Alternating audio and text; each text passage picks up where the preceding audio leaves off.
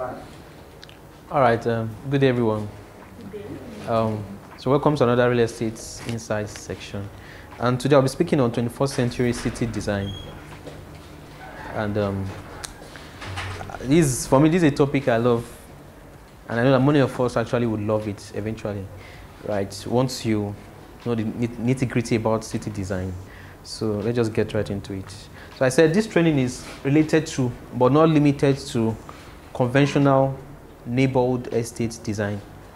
And when I say estate design, I'm saying that because what I'm going to talk about is mostly how cities are meant to be designed. When I mean cities now, it's not just about estates. Now, I use the word estate because I discovered that in Nigeria and now what's the Africa today, estates, the concept of estate has actually been altered from the original concept, right? So it is applicable to this conventional estate design, but not limited to it only. Is this also, so because I'm going to be touching on some things, and when I mention them, it will be like, do you think we can design this in an estate?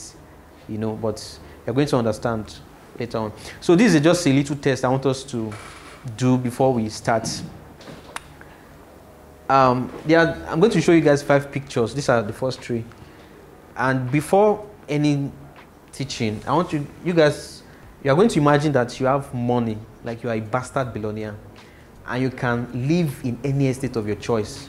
You want to buy properties in 3 out of 5, right?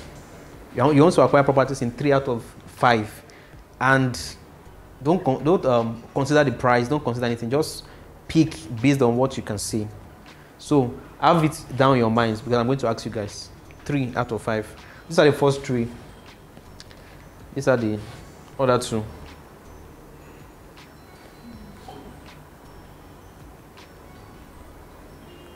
All right. Have you made your choice? All right. So if you went for this, can I hear hey? Okay. If you went for this, can I hear hey? If you went for this, can I hear A? You? Okay, just you. If you went for this, can I hear A? Both of you. If you went for this, can I hear A? All right. I don't know. Can you please explain what you saw in this? Why do you choose this more than this? Okay, so I choose this because I feel, to my own understanding, I feel it's more structured. To me, and also it's just like how would I put it? It's detached, like it's not attached to any other building. So okay, the same thing. I can see like a rooftop. This one. Okay. Rooftop. All right. What about this? So you want to tell us why do you choose? I think you chose this, right? Yes. Okay. Why did you choose this? Yeah, I think because it's spacious and it has playing ground, activity beyond just home where you were. Yeah. Okay. Thank you. Who else chose this? I did. Okay, Ma, do you want to tell us? Yeah, I love the. Is that a tennis court? Football. Football court. I love the fact that that is there. There's the greenery. Yeah. I love that. Okay. And the road network too is very, very good. Okay. All right. Thank you. Now we all spoke well, right? Those you discover that people chose. We have more people choosing this 3, 1, 2, 3, than this and this. This is a boring, bland design, and I call this an urban neighborhood prison. This is a prison actually. Does it exist? And it exists. Dubai. Actually, when I saw it first of all on the internet, I thought maybe it was just a meme or something. But I discovered that it actually exists in Dubai. And I was surprised. How would you design this? I don't know if it's currently like this. Maybe they've changed it, but I don't see how anybody will live here and will be sane. Because it's just rows of houses you're seeing, no greenery. The person was concerned about selling out, making money. You know? Exactly, and that's what we need to change in Nigeria and Africa. You see, so you can't design this in this 21st century. It's going to affect you. But you look at this. I mean, who would not want to live here? So now, as a billionaire, you've already chosen 3. You don't have any knowledge about city design. They will tell you that, oh, this one is more expensive. Bill Gates live here, George Bush live here, but you don't care. You just went based on the environment. So environment is the first thing people choose. All right. Now we're going to we can't, because this subject is about urban design and planning, right? And of course, it's a very professional course. This is what people study in school for years with master's, PhD program. So I'll just touch on some key design considerations in this section. We can't do, maybe we may fix another class for a real planning where we talk about how these things are planned. But for today, we'll just touch on design considerations, and even this, we won't be able to touch all. Okay, so the first thing is, I said, specify the theme, specify the targets. For example, and of course, I think this one is easy. So when you have a large portion of land you intend to sell, the first thing before you do any other thing is specify who you want to sell it to. What kind of city would be there, right? Is it what style? Even if you want to sell it as a residential neighborhood, is it going to be country themed? Is it going to be somewhere that is just that is mainly speaking luxury? Is it going to be a commercial center, right? So the social classes, the people you want to target. This thing looks simple, but it's very, very important. And then prospective inhabitants and clients, e.g. billionaires. Okay, you can say that in the next 10 years, you want to see Tesla coming to buy a portion of land here. These things have to be set from onset to help you. And number 2, now, I said design for people. That's other example I showed you. That's house, that estate that I just houses. Yeah, that prison. Sorry, I'm not being rude, but that's the truth. That person didn't design for people. He designed for himself. This is one thing that developers in Africa need to have. You are designing for the people, not for yourself. You are not the one living in the houses. Now, I'm saying this because I've lived in some estates in Nigeria, and I've been to some on the island and all over Lagos. And I had a terrible experience there. There's a popular estate I went to, this Lagos here, I won't mention the name. Popular, in fact, it's fully built already. And I stayed there I was meant to stay there for 3 days. But by the second day, I was already exhausted. Because I would have to, if I wanted to get matches, just matches, you have to drive out of the estate entirely. And if you don't have a car, you have to trek. And I came there like just for a vacation. I didn't have a car. I can't take the owner's car out. So I have to trek. At best, I'll be lucky I'll see Mara. And it just makes me wonder that how would you design this? Just houses everywhere, no other plan again. So realize that you are building for people, not just for your money. So design for the people. What do people want? Make a research. What do people want to have in a residential space?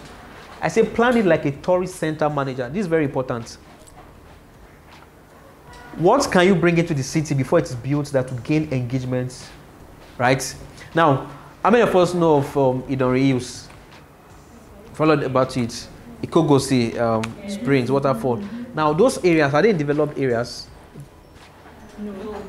But yeah, do people go there yearly? Yes. Why? The manager designed it like a tourist center. He had that concept.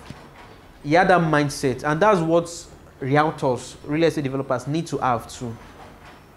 So you don't necessarily need to have everywhere developed sincerely. Most people will say, oh, before this place will get developed in the next 5, 10 years, 20 years, you don't need to be developed. You don't need it to be developed. If people can go to all those places, and the funny part is that even you, when you go there, you are the one that would market it to your friend, to your sibling. They're not paying you, like Umu Resort, exactly, thank you. Now we went to Umu Resort in January and we spent like 5 hours on the road. Yeah. And how do we get there? Because people talk about it. We forgot the time, we forgot the distance, we forgot the money. Because of it was a resource center, we're going there to benefit. If you design your city that way, people won't consider how far it will be. Trust me. So you have to bring in things that they want inside. It should be a place of work, of living, of play. Every residential area. Gone are the days of saying, oh, this place is just for residential area, then another place for commercial. Even if it's mainly for residential, there'll be element of commercial and play needs, leisure. I said even before the place is entirely developed, put landmarks there. Build a landmark, build heritage sites like this Ikogosi Spring, community centers, concert ground, vacation parks. Now, this is something that Eco Atlantic have employed, and I compliment them for that. You see this big children playground that they built there. People also go there for concerts. Access Bank use it for their marathon, stuff like that. Now, these are the things that bring people there, because city is not. And I can spend the whole year on this topic. City is not the building, it is the people. What makes a city expensive is the people living there. That's why some lands are more expensive than the other one, because people in that area, right, they are more than the ones in the countryside. So find a way to throw people there, not necessarily the buildings. Throw people there, because you see that there are a lot of estates on Lagos Island and in Lekki that they are empty. They just build them and they just left them like that, and nobody wants to live there because of the manager did consider all these things. All right, let's just continue because of time. So I said, make it locally relevant, make it something, the style, the architecture, make it something that people can relate with. Use of local materials, local plantation, local planning, and nature should be inclusive. Even local names. Now, this project by Landway is Isimi Lagos, right? I know that Landway have different cities, but one that stands out for everybody is Isimi. Have you ever thought why? So they can relate with. Yes, but the name. Yeah. I know they have Urban Prime 1, Urban Prime 2. Those I don't know the rest, but Isimi, everybody knows Isimi. Also, Veritas has Itunu, right? Yes. So everybody, because it is something that we know. So when you name a place, Crystal Court or Cherry Crofts, now those Western names are fine, they are good, but Nigerians don't relate with them. There are many of them I say, and they don't even stick in my head. Mangrove Park, so. Those things are good, but also adopt local names, local theme. Now, the fourth point, I say sustainable design approach. Sustainability is key in today's world, and this is an entire subject on its own, right? But just to summarize, I said that your city must be a green or a garden city. It will make it act like a sponge. Now, gone are the days whereby it was those days that they used to say this place is a garden city, Victoria Garden City. What is garden city? That the houses, the estate is merged with nature. I don't believe that should be exclusive anymore. I believe every residential area should be merged with nature. Yeah. God created nature part of the earth.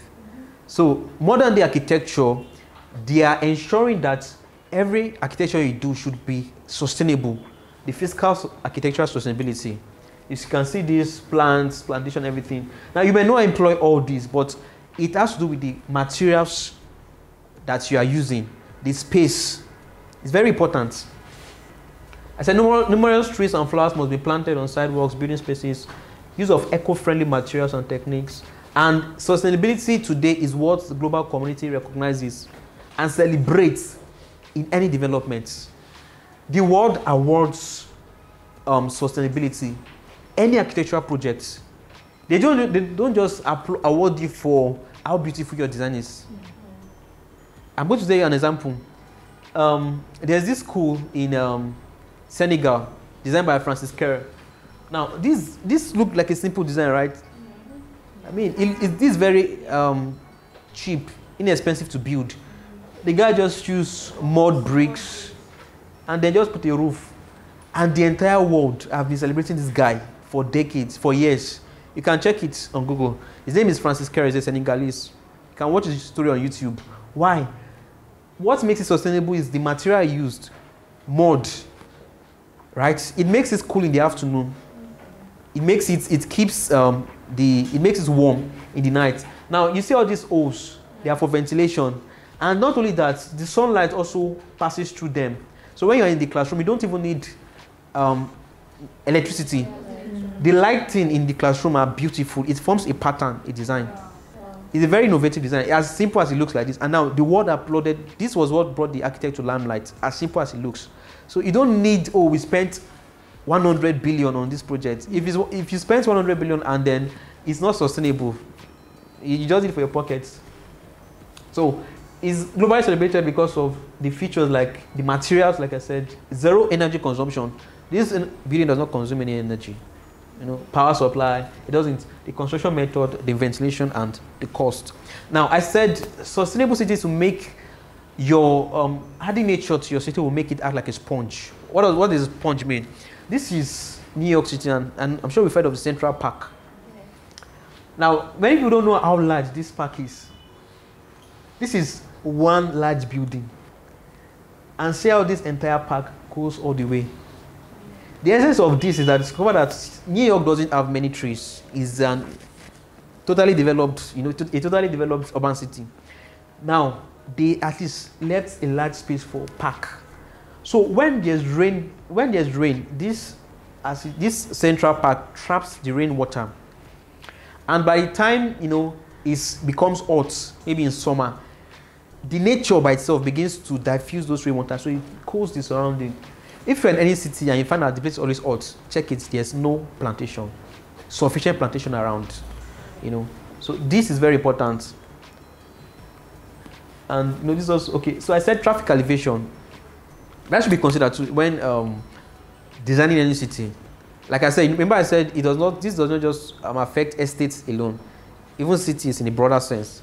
I said designing cities to be carless. Design your cities to be with pedestrian promenades, that's walkway. Design them to have autonomous vehicles and bike paths or BRT systems. Now, I think it was someone, and I was telling that Lagos needs to start adopting bicycles, and it looks funny. She was laughing, and it sounds funny too because Africa, our mentality must be that I must buy Benz, I must drive Benz, I must drive my own car. That is why everybody is suffering in traffic every day. Imagine somebody was telling me that he was going out of Lagos. He left his house by 7 a.m. He got out of Lagos by 2 p.m. You can imagine because everything is about cars. Germany, these cities are not even as big as some of Nigerian cities, but they've put a lot of reduction to the usage of cars, especially cars that require fuel. Electrical cars now, in a matter of 10-20 years, electric cars will take over the world. So in designing your cities, you must, that I say is 21st century city design, you must be future forward in your thinking, right? Don't just create cars for roads only. Let there be parts for people, bicycles. China is building woven city. Toyota, they are building a woven city in Japan, and it's going to be the world's first entirely carless city. There won't be any car in the city. The only cars that will be there will be autonomous vehicles. Now this is Denmark. Denmark have adopted the use of bicycles a lot. In fact, somebody told me that it was there of recent, and everywhere you go to, in school, in library, everywhere, bicycles, and then storage for bicycles, park for bicycles. That's how they can, because Denmark is very small. But they are future forward, they are innovative, and they found innovative ways to reduce traffic. You can't keep on saying because you want to use car, you must keep on, cars will fade out soon. Now this is Jerusalem, they use tram. You can see that they converted their route to just tram rails, so that you can go there and it's only electric trains you'll be entering. Now I did a little illustration. I say a developed country is not a place where the poor have cars. It's a place where rich people use public transportation. So this is 70 people in car. These are the 70 people. And 70 people in a bus, BRT. You can see the difference. This is Lagos #1 challenge. So see how large this place is, 70 people. But imagine parking all of them in a bus like this. The roads will be free, very free. This fuel hike, that's the subsidy removal, it has an advantage to Nigeria, into Lagos, because since last week, Tuesday, whenever I'm going out, the road is free, freer than normal, because people have learned to drop cars. Now, this is the woven city I talked about in Japan. You can see that now this is a commercial area. It's meant for residential and commercial, but this is a commercial area. You can see that These are just autonomous vehicles, low-speed autonomous vehicles driven by AI. So they can't. There's no possibility of accidents because all the vehicles communicate with one another, so they can't hit each other. Wow. Apart from that, they are low speed too. Then you can see the greenery all around. In this vehicle, if you want to start a trip, if everybody is not with their seat belts, the bus won't move. It won't work. So this is the city. All right. So the next one, I said, sell the city, not the land. Now, we'll show me through. And discover that many people in Nigeria, many real estate companies, they are selling the land, not the city. They are concerned about land. Okay, we must sell so plot of land. They are not concerned about selling the city. I'm going to explain. I said, plan and design the city before advertising and marketing. So many times we advertise the city, then later on we now go back to go and plan. Right? It's just like calling bricklayers, calling builders, engineers, and they come to the site and say, I want to build a house. 4-story bungalow, or yes, four-room bungalows rather. And they say, where's the plan? They say, I don't have, just build whatever you want to build. That's what most real estate companies are doing. The city should be planned and designed before advertising and marketing. Can you make sales before that? Yes, you can make sales, but it's not the best because number one, your sales will not be much. Okay, I'll show me true. Now I said, sell the city's magnificence based on what will be inside, not mere plot of land or external landmarks.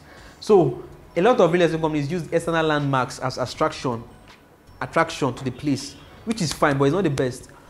Now, when Dangote got this refinery and it was about to commission, everybody was saying, buy Ekpe, Dangote. As almost every realtor on my contact is, everybody was posting Dangote refinery is good. But how many? When Dangote builds that place, did Dangote advertise any of that place? Do you understand? Dangote didn't advertise its refinery based on what is external. Because people know that refinery is wealth, it's gold. So it does not need to advertise any other place that, oh, my place is on the island, so you need to come and invest. It didn't.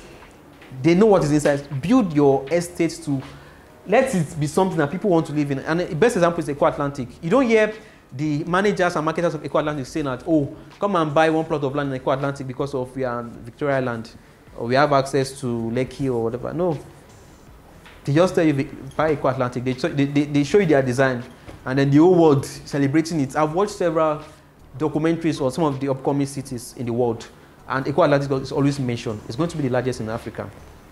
Though I have some things about it, some observations about it though, but it's very good. Now, I say it's not about securing a future space, it's about securing a future paradise, future dreamland, a future haven.